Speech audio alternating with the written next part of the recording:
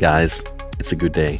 We finally got some more information about the PlayStation Portable 2, or the PlayStation Vita 2, whatever you want to call it. This is a good day. Let's get excited. Let's talk about it. Let's see what's new with the PSP 2. Let's go.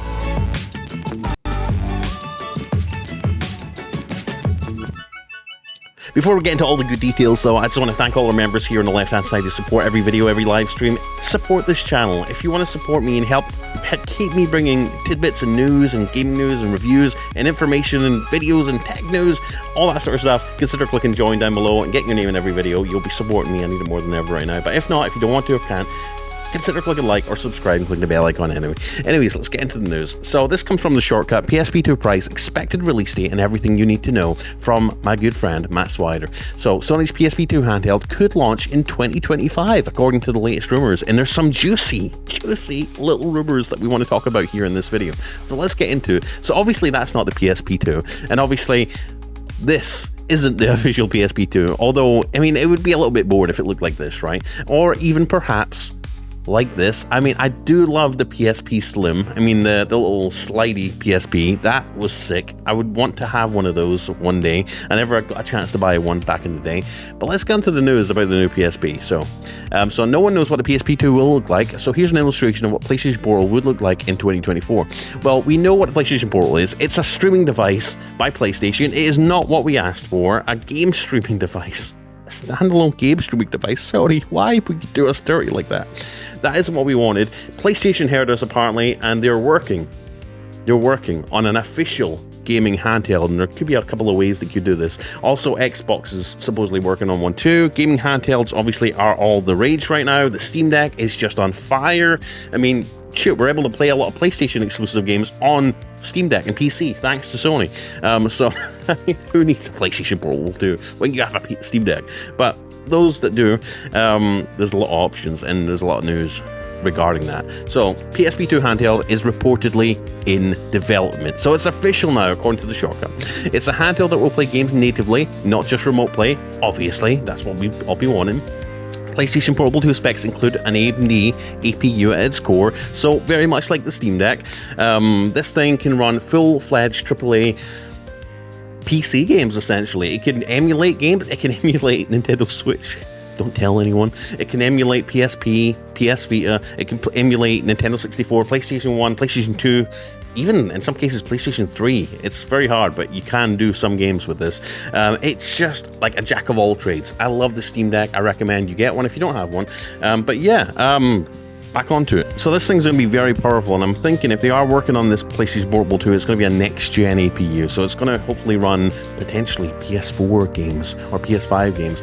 So we'll get into that in a second. PSP 2 release date isn't expected to be until 2025. So apparently, we've talked about them potentially releasing PS5 Pro later this year, around November time. There's not that many great games that could take advantage of it right now, unless we're talking about updating existing games to take advantage of that extra horsepower. But if they launch the PS5 Pro this year, that would free up 2025 to focus on a PSP 2 release. And we know they have been working on it. We've assumed and speculated they've been working on it because that's what the community wants. They want a new PlayStation handheld, and they don't want them to bungle it like they did before. I don't want them to put all the resources into making PSP 2 exclusive games designed for the PSP 2. Just give us the entire PS5, PS4 library, and just allow it to run portably. That would be fantastic. If they could do that, boom, job done. PSP 2 price is likely to cost $499 or more. Sony is developing a new PSP 2 handheld console tipped to launch in 2025. At least that's according to a number of credible reports. It makes sense. Sony seems to be testing the waters for native gaming handheld device with the PS5 add-on, the PlayStation Portal, which became the best-selling accessory of 2024. So they've obviously, maybe the PlayStation Portal, they were just testing the waters, like the shortcut says, right? They were just gauging interest, because obviously the PS Vita failed big time, and I think there's a lot of reasons to that. The lack of certain inputs, the lack of games, big franchise games. The games were very watered down. I didn't like that at all. And just after support, because we know Sony tends to hype up a new product and then abandon it like a year down the road, right? If it's not getting a certain amount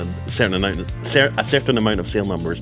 So maybe they were gauging interest with the PlayStation Portal. If the PlayStation Portal did well, which I believe it did to some extent, then obviously they're going to push ahead and hopefully work on a dedicated handheld PlayStation device. And if it we'll talk about things it could potentially do in a second. So, PlayStation gamers want more than just a simple remote play accessory. They want a PSP2 handheld that plays games natively, like the Nintendo Switch, and it's been over 12 years since Sony released the PS Vita, and 18 years since the original PSP. The time feels right for a new PlayStation handheld. Portable. PSP2, according to Sony's timeline. The steady flow of PSP2 news makes it seem like Sony's handheld announcement is getting closer, but according to the latest rumors, the PS5 Pro is slated to launch first in November 2024, just in time for Black Friday, and then PS5 pre-orders could begin in September. After that, Sony will focus on the PSP2 and the inevitable PlayStation 6. Let's go. So they make a fair point here. Why the PSP2 is needed sooner rather than later. The need for a PSP2 grows daily every month that Sony waits to launch its portable console. It seems like another new PC gaming handheld is being announced. The Shortcut just posted a review on the Asus ROG Ally X, the Steam Deck OLED, MSI Claw AI Plus, Lenovo Legion Go, Zotac Zone, and a lot of other manufacturers are getting into the handheld space because it's clear that people not only want to sit down on their sofa in front of their TV, people have families, people have kids, people have lives, they want to go out and do things, but they also want to take their games with them. And I think obviously with the success of the Nintendo Switch and now the Steam Deck and now a lot of other portable gaming PCs, I think that's the way the market's going. And obviously we've talked about this in other videos, you know, the gaming industry is in a little bit of a tough spot right now. People aren't buying as many games, you know, subscriptions to cloud streaming services like Xbox Game Pass are sort of stagnating. People have less money to spend on games. You know, you really need something new. They're really trying to sell stuff to people. Okay, that's kind of why Xbox is putting a lot of their Xbox exclusives on PlayStation now. I did a video the other day talking about, like, do you need an Xbox console anymore? If you could just buy Xbox exclusives on PS5 now, what's the point of getting an Xbox? You can get a PS5, play Xbox games, and play the PS5 exclusives. Right? It's a no-brainer. So being able to take all those games, the whole PlayStation catalog, and take it with you on the go. Talk about PlayStation 5 games, potentially, maybe if they can manage to scale them down to where they can work on a handheld device. We're talking about PlayStation 4 games. I mean, at the very minimum, a lot of the handheld devices, like the Steam Deck, can play up to, or are, if not, are more powerful than the PlayStation 4. And we know a lot of people still play PlayStation 4. So if they can get all their PlayStation 4 catalog on this thing, that would be phenomenal. And then we can go down to PlayStation 3. PlayStation 3 emulation is coming back now. It's getting, you know, a lot of people said it wasn't possible. It's now possible. You can actually play PlayStation 3 games on your Steam Deck. So if we can get PlayStation 3 support, PS4 support, some PS5 AAA new releases on it, we can get PlayStation 2, PlayStation 1, PSP, PlayStation Vita, the entire PlayStation console and handheld catalog on a portable device. Would that, like, I would throw my money at that, wouldn't you? Let me know in the comments. So yeah, and as the article says here, obviously you can't do that on the PlayStation Pro. It's tied to your PlayStation device. PlayStation have a habit lately of having, you know, secondary devices that are tied to the PS5. The PS5 is their crown jewel of a product, right? They want everyone to have a PS5, and then all the things come secondary to that. This would be super interesting, and I think this is the way the market's going. Companies are trying to claw at different avenues of making money and being successful and just having a hit, right? And I think a PlayStation Portable is definitely would be a legit hit for those wanting to buy games legally, officially, and have, you know, for Sony to make money off selling those old games, right? PlayStation 1, PlayStation 2, PS3, PS4, PS5 potentially, and PSP and PS Vita. Being able to buy all that on one device, that is just super lucrative, right? And then slapping a little bit of PS5 local streaming onto this new PSP2 as well, you've got a banger, right? So yeah, according to the hardware leaker Moore's Law is dead, Sony's preparing to enter the market. So let's go on to that tweet now, shall we? So I highly recommend you go watch the Moore's Law is Dead channel. It can go into this in a lot more detail than I can provide, but let's just take a look at a clip from his video. So custom AMD APU, currently in a high-level design phase, at least 2 years out, and technically not greenlit for launch yet. Developers I speak with state that it is plausible that the Vita 2 could utilize 18 CUs to maintain BWC with all PS4 digital titles, and then for PS5 games, a Pro-like patch that could be applied after a bit of work and testing from participating devs. Because the PS5's viewable clock speeds, it's also plausible that GPU could run at 1.8 GHz or slower too. To be clear, this wouldn't work for all games. It would require per-game testing and patches, and games would run at much lower resolutions. It has alternatively been suggested to me that the Vita 2 is in fact a PlayStation 6 family handheld meant to launch many years from now with the next generation PS6 as a weaker but portable alternative for the Japanese market. To be clear, which I can 100% confirm, is that there is a new PlayStation handheld in early development and that AMD has already gotten a contract for the PlayStation 6. The exact specs and details of the PS6 and Vita 2 are speculation by me, and here's some of the tweets that we've seen. So Nintendo Prime says, a new Sony handheld appears to be releasing in 2025 according to reports. I like competition. I just don't think it's going to find a market if their goal is to do what the Switch did. No, but if they can combine their entire library, PlayStation 5, 4, 3, 2, 1, PSP, PS Vita, then they could be onto something really special. Now, if someone responds to that and says, that's the Moore's Law is dead leak. They haven't greenlit it yet, but it's supposed to be in the design phase. Handheld will probably play all the PS4 games and PS5 games that are patched with a portable profile. So in a similar sense to the way that they handled PS4 and PS4 Pro, right? They launched the PS4 Pro, and a lot of developers and a lot of first-party studios applied a patch to the existing PS4 games to basically unlock extra performance and extra graphics fidelity to, you know, scale up and get better frame rates out of the PS4 Pro hardware. It's basically, you know, a profile for the PS4 Pro. Well, they could do the same in reverse. They could set a profile for the new PS Vita 2 or PlayStation Portable 2, PSP 2. Let's just call it PSP 2, okay? It rolls off the tongue a little bit easier. They could do the same for the PSP 2. They could, you know, set a profile for that where it cranks the clock speeds, the GPU speeds down, and lowers the resolution and sort of finds a sweet spot, performance mode, graphics fidelity mode, 30 FPS, 60 FPS, that sort of thing, right? And they could do that on a game-by-game basis, potentially. And obviously, if they do that, and let's consider they start already with a full PSP library, PS Vita library, PS1, 2, potentially 3, that's including emulation if they want to go that far, you know. If they start with a pre-existing library, which is they're more than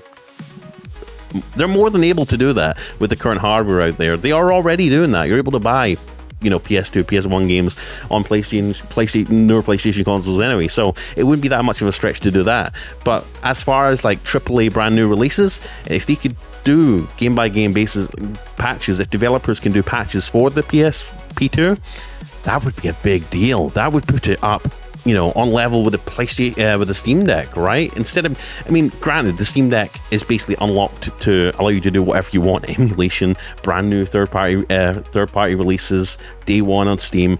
It can already do that, but if we can bring the PlayStation ecosystem into that, that's a really interesting thing, and I would love to see that happen. So let me know what you think in the comments. I'm super hyped up about this. I'm hyped up about the PlayStation Portable 2. It's really close to my heart. I remember getting a PSP 1 imported from Japan when I lived in the UK as a kid. My parents got it for me. Gosh, what was the site? I can't remember the site that they got it from. I remember having the import tax. My parents didn't want to get it at the door because the mailman was like, oh yeah, it's got like a £70 import tax on top of it. It was probably more than that, actually. It was almost as much as what he spent on the console. But I got the PSP. I loved it.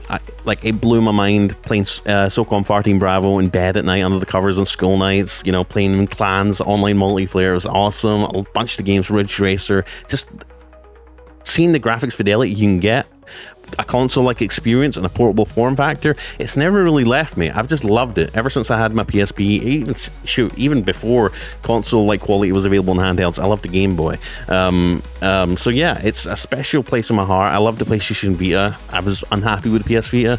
I think they could have did a lot better with the PS Vita, but it is what it is, and hopefully they can make amends with the PSP 2. Let me know what you think in the comments. Sorry it was a bit of a rambly video. I'm just super hyped about this thing. I could talk about the PS Vita 2, PSP 2 all day and just ramble about speculation, what it could have, what it might not have, different ideas in terms of features, software, UI, like compatibility in terms of what consoles it can emulate, and like what they could do. Like a PSP 2 has so much freaking potential in terms of what they could do, in terms of bringing in the old catalog, the entire Sony PlayStation catalog into a portable device you can take anywhere. I mean, come on, imagine playing PS1 classics, PS2 classics, potentially PS3 classics, PS4, and as well as new AAA releases like Gran Turismo, you know, God of War, Horizon, a lot of these new games, anywhere you want to go.